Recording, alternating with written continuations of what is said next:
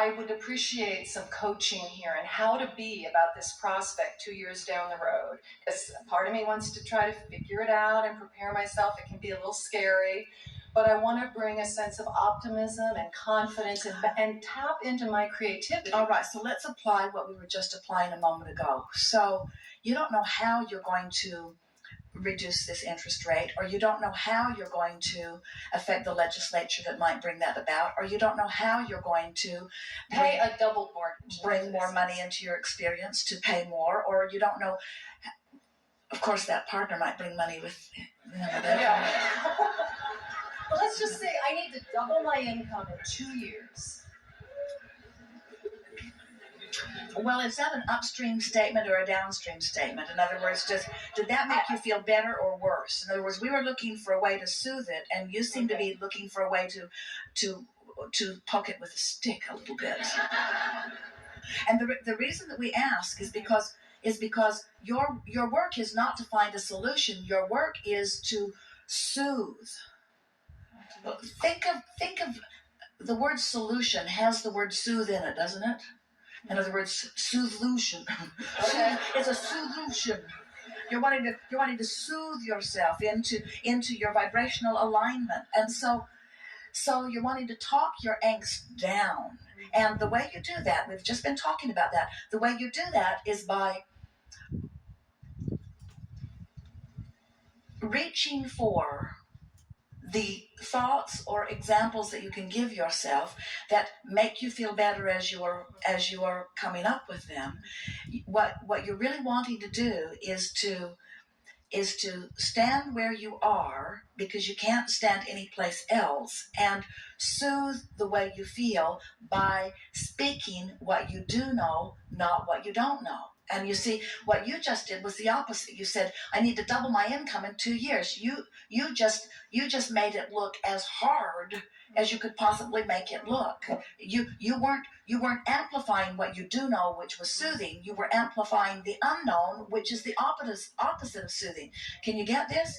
And are you beginning to accept? Do you accept that this is a vibrational alignment effort, not a figuring out where the money's coming from effort? In other words, do you accept that the increase in income is already in your vibrational escrow? Do you accept that when you first signed the papers on that you put some of it there? And do you understand that every time you've worried about it, you've put more of it there? In other words, this is a really well thought out, well planned, and now well tended to by your source energy creation.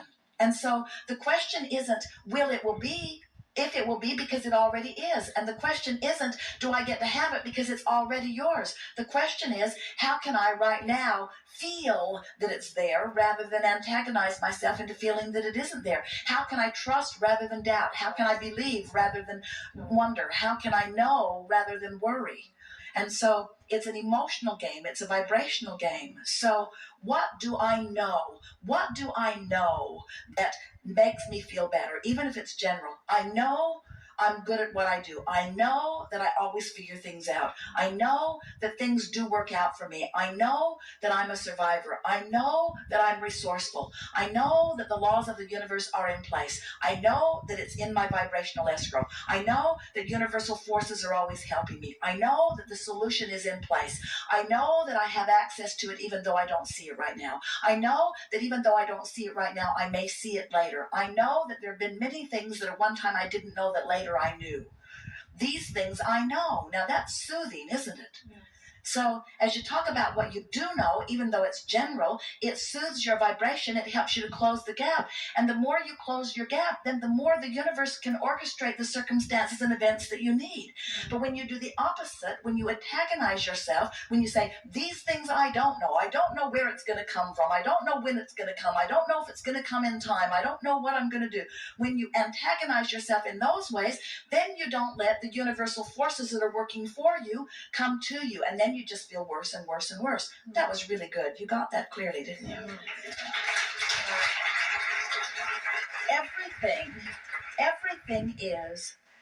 Everything is an emotional game. Everything is a vibrational game. Everything. When you view it as a game, then you can bring in the spirit of fun. You know, like I was listening on NPR in the summer, and there are these people that get together at MIT, and they have this world's hardest treasure hunt. And they have the most brilliant brains make the most challenging hints to find this impossible game, and people love it. And I heard this report, and I said, you know what? I can do that with my property tax. And I brought that spirit to it, and I actually manifested something that was really not kind of predictable, bringing that spirit of play. Well, we really like it when you become playful, because whenever you're playful, you're closing the gap. Yeah. Whenever you're ornery, you're widening the gap. Yeah. Whenever you're hopeful, gap. Mm-hmm. And so if you've just got your eye, those were your words as you sat down, if you've got your eye on the gap, if you've got your solar plexus on your gap, if you've got your feeling sensors on your gap, and you care how you feel, then never mind reality. Reality doesn't mean diddly squat. What is just doesn't matter, because it's temporary and moving. Yeah. And it's moving in the direction of your opening or closing the gap. So when you get that, and you realize that you have control over the way you feel regardless of the conditions, now you've really got it.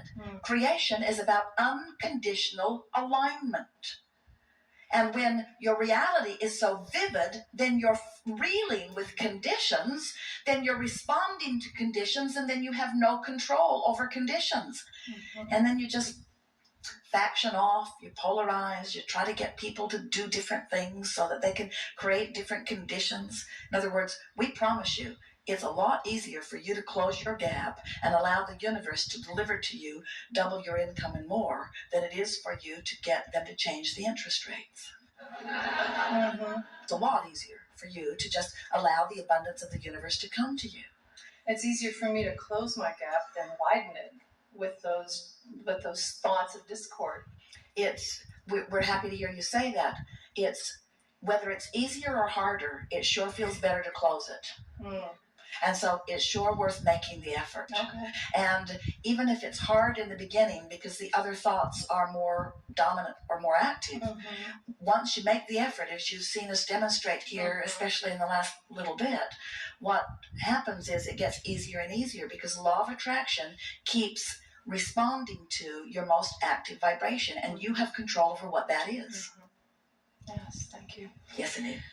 And then this third part is my life work. I want to ask something that I think is this save the world notion, that I'm wondering, when you speak to people so much about their personal lives, if there might not be this generational conditioning, thought pattern, thought form, energy form that I grew up in, which was that we're supposed to save the world. Yes, and I but grew it's up sick. as an activist. And Yes, of course that's abounding, but it is nowhere in your vibrational escrow, and it is not anything that the source energy within you knows. In other words, the source view is that this world does not need to be saved, because it is emphatically expanding for the good. In other words, the viewpoint that the world needs to be saved is an attitude that in that moment has you really separated from who you are. Well, and I've been looking for, by listening to your information, I've been looking for where's the resistance. So sometimes I feel torn between doing what I love and being in my bliss, where I spend a lot of time and great joy, and then I think, but I should be doing this, or I should be saving the world, and I feel that pull.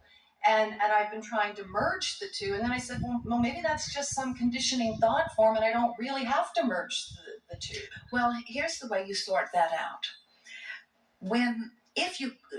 How would you go about saving the world? Well, like, for example, I love nature. And so I belong to all these environmental organizations, and I love to write, I love to take photographs, but then mixed into that mix is, I think, well, I have to write these great bestsellers that also save the environment, that awaken consciousness, that all of the stuff in my life, I think I have to use towards that end.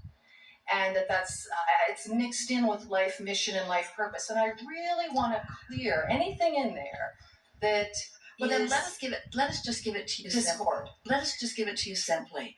So each of you, as you come forth, have a determination to create your reality. And when you expand that notion to mean that means I have to create everybody else's reality, you've gone too far. You've come forth to create your reality, which means you've come forth to sift through and determine what you would like to see. Now, what you would like to see might be about your property taxes, it might be about your house payment, it might be about the earth itself, it might be a political notion. In other words, what you want to see is what you want to see. And so your view of the way you would like to see the world is constantly shooting forth from you in rockets of desire, vibrational rockets. And the source energy part of you is then becoming a vibrational match to that. So then the only thing you have to ask yourself is this letter I'm writing, is this website I'm reviewing, is what I'm doing right now making me feel good or bad? Do I feel better or worse in my involvement with it?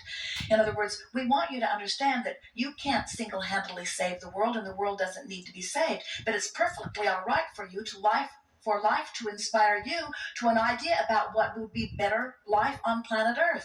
And when that rocket is born out of you and you turn your undivided attention toward that notion, you come into alignment, and then you get to live that improved life on Earth right here and now.